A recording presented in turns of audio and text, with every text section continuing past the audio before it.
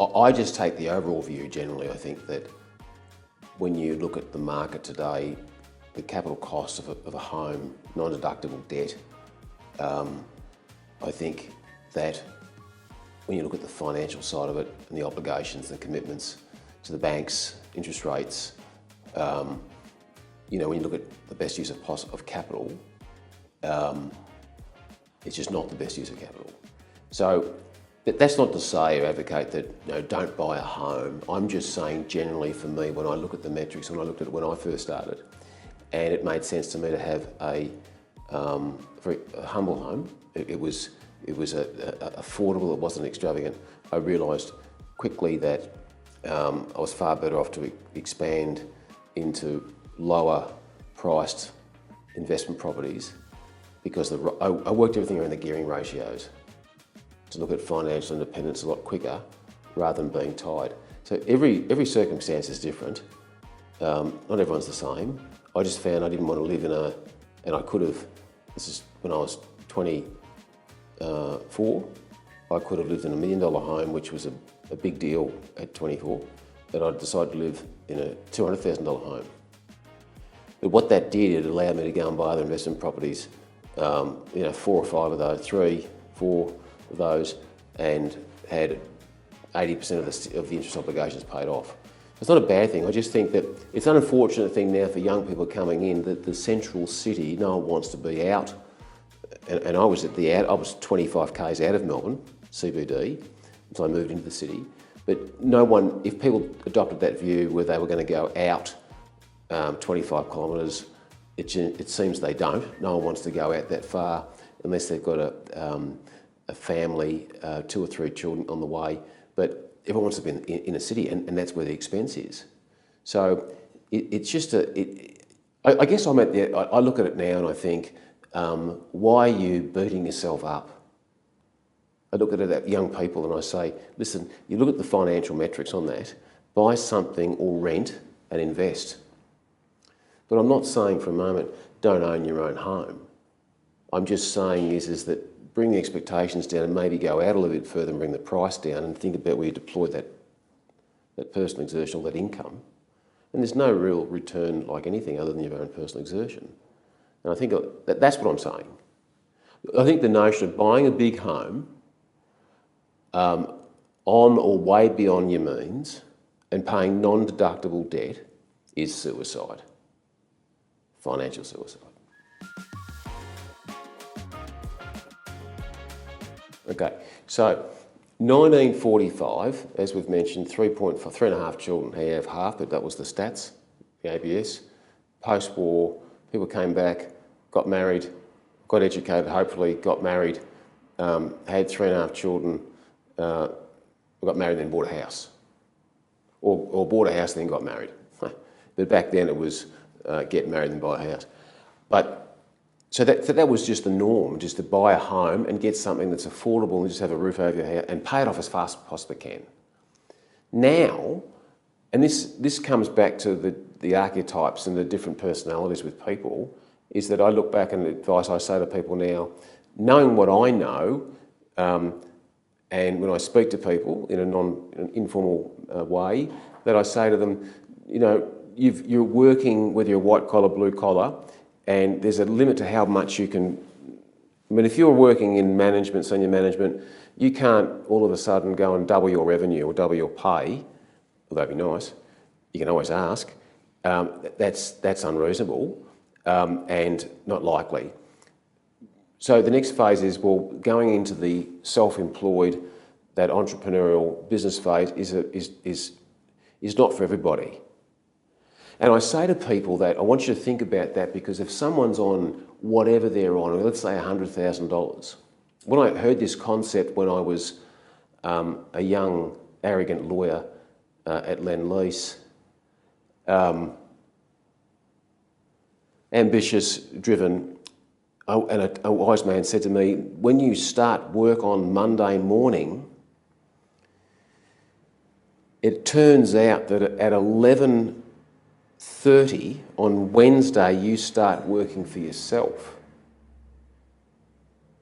So Monday and Tuesday, and 2.5 hours on Wednesday are devoted for the government. They take that because that's tax. You start working for yourself, give or take, just before lunch on Wednesday. And I'll never forget that. Those things sort of, they're sort of instilled. And I think that, and then I looked at it and I thought, wow. I mean, so what that means to me is if I go and start a business, that even if I get it, if I fail and don't achieve what needs to be done, I've got a 45% head start and room for error in running your own business. So running your own business is not for everyone, but what I'm getting at is that the trade-off is, now when you run a business, you keep all the revenue, you have expenses and you pay the balance of that and you make a profit, hopefully, and you pay tax on what's left. But working in the employee land is they jab the needle into your arm and draw that blood out until 11:30 on Wednesday. That made no sense to me. So I couldn't wait to get out of that space, that rat race. And so, and I've always operated that way. So all I'm getting at, the answer to your question is, buying a home post-war was the way to go. Business is another area. The next phase is being a professional investor. So when I look at investments, generally speaking, is that I see the homeowner, which most people can do. They've got the ability to go and buy a home, non-deductible debt, and one day it'll be worth 5 times, 6 times what it was worth over a period of 30, 40 years. Non-deductible debt, there's something there, it's non-deductible, no capital gains tax, pardon me, no capital gains. The second realm you've got is if I go into business and build something and I can actually then create an income stream maybe 3 or 4 or 5 times what I had when I was working as an employee, doing whatever. The next phase is being a sophisticated investor or a professional investor, which takes a great deal of time and a lot of work and insight. So I think that's how I see things. If I'm saying, talking to people today in their early 20s, well educated, they've got those choices: buy a home, get a job, play it safe, pay taxes, and probably struggle because of the cost of living. Have a crack, go into business. You don't need to go into business on your own. You can go and buy businesses today. There's so many. If you go into business brokers, for example, and websites, you can find some amazing businesses out there that are already set up, and maybe a franchise. Franchise can be good and bad, but systematised businesses where you can go and make 2 or 3 times what you normally would be making, so there's a great opportunity there in businesses, I think, for people to go into. And not only if they don't have people say, "Oh, I don't have the money." Well, maybe go and network and start to speak with people how you could buy in and earn in over time into great. But just open your mind to that. Being a professional investor takes a professional investor. I'm not talking about just buying the index and buying an ETF. I'm talking about a professional investor. It takes a lot of time to do that, and an experience. But getting back to that business sector, I think a lot of people should look at that. Young people, buying in, and a lot of them have, IT is very, very popular, but there are other businesses out there today that I see on the market that are making very good, and no one really seems to be focusing on them.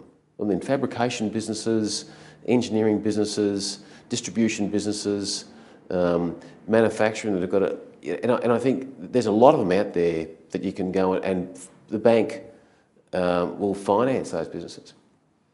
They're called boring businesses. They are, and boring's good. I think that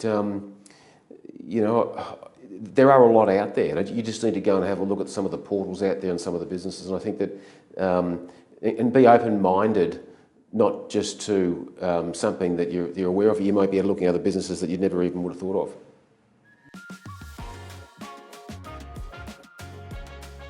It is. So talk about the homes, we'll talk about businesses, stocks, and we'll talk about paper assets. So in my brain, the way I was trained is that you've got hard assets, which is real estate.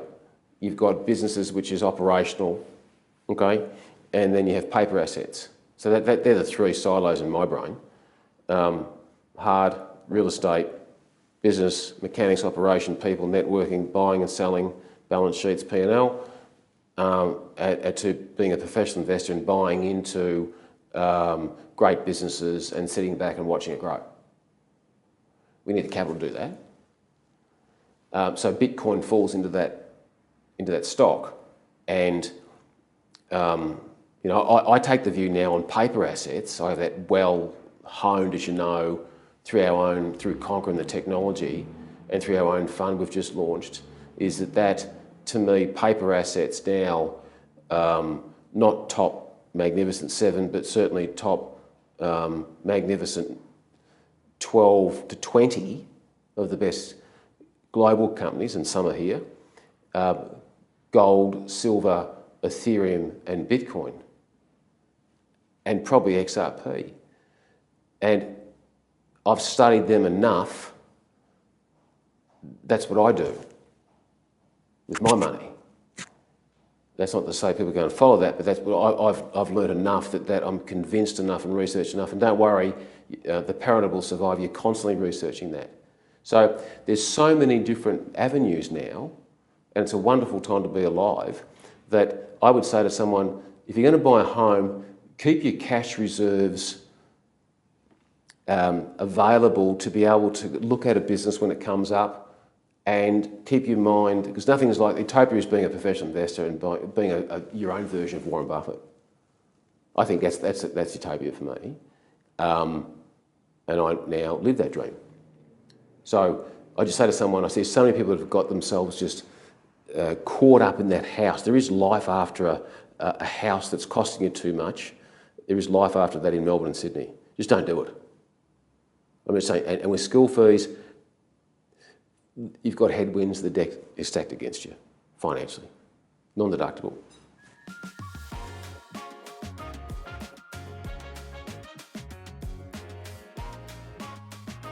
I mean, I remember, to put it in perspective and be grateful for what we have today.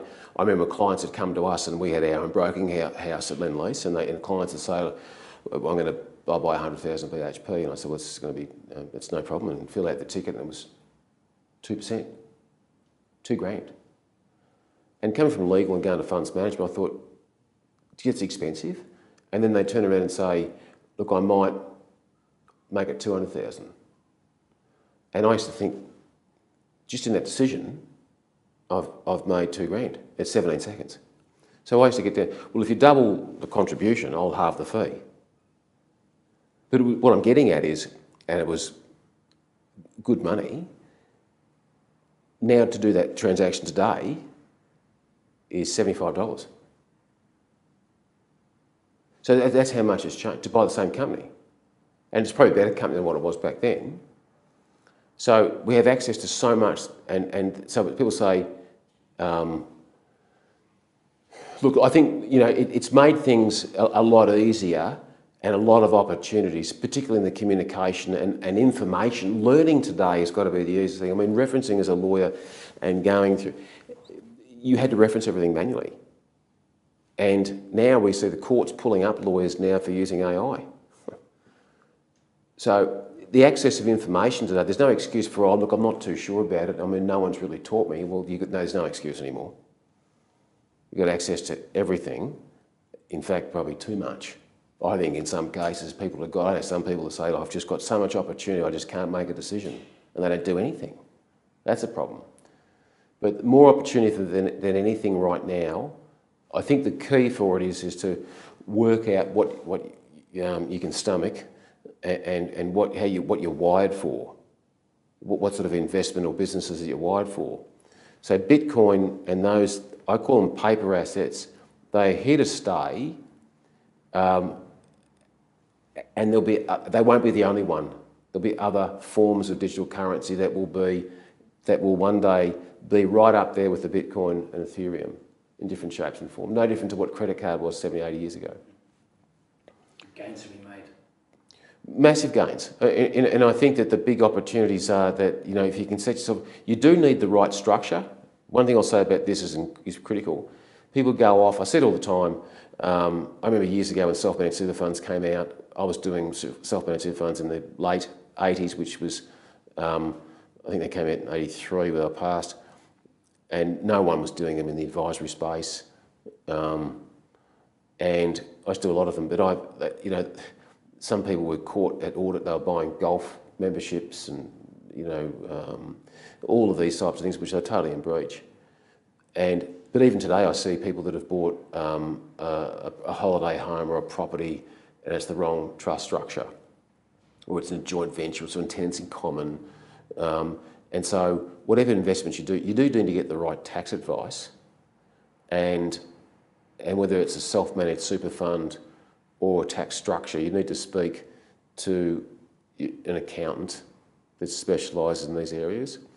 And for a self-managed super fund, accountants are all over this, and SMFS Alliance and companies like that, they're service providers for self-managed super funds that want to be self-directed. But you need to get the right trust structure, because I've seen a lot of people, they go and buy and sell, and the taxation is sometimes treated differently.